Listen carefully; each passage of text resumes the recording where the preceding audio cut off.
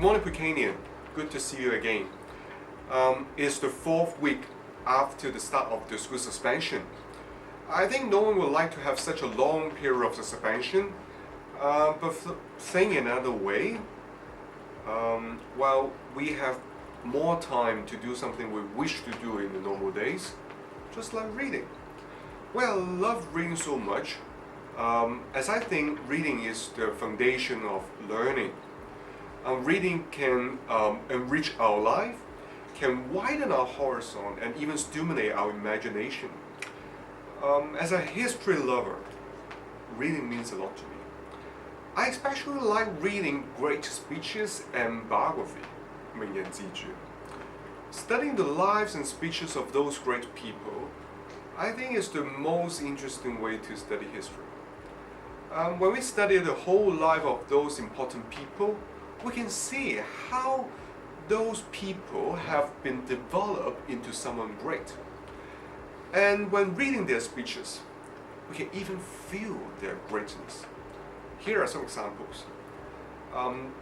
The pessimists see difficulty in every opportunity, but the optimist sees the opportunity in every difficulty. That is a famous quote from the former US Prime Minister Winston Churchill. Another one is, the only thing we have to fear is fear itself. It's another famous quote from the former US President Franklin D. Roosevelt. You can feel how great they are. Well, looking at what the great people said or did at their different stage of life, we can also examine our own life and consider what we can do in our own life.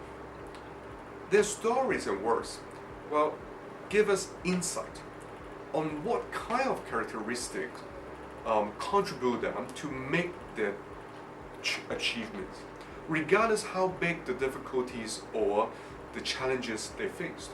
Think about what courage and integrity meant to Winston Churchill, the former British Prime Minister, when he stood alone but firmly to protect his people against the threat of the Nazi Germany in the Second World War.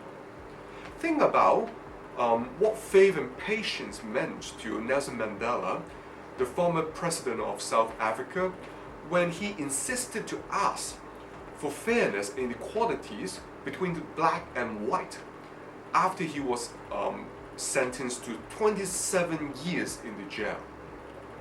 Think about what prudence or wisdom meant to Lee Kuan Yew when he became the Prime Minister of Singapore at only 35 years old, and how he led this tiny little country from a third world state to a first-class country after her independence.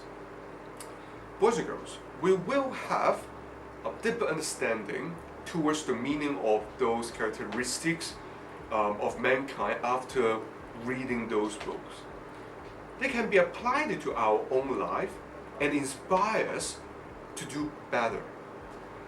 I hope you can take a first step and taste the fun of reading and taste the greatness through those speeches and biographies.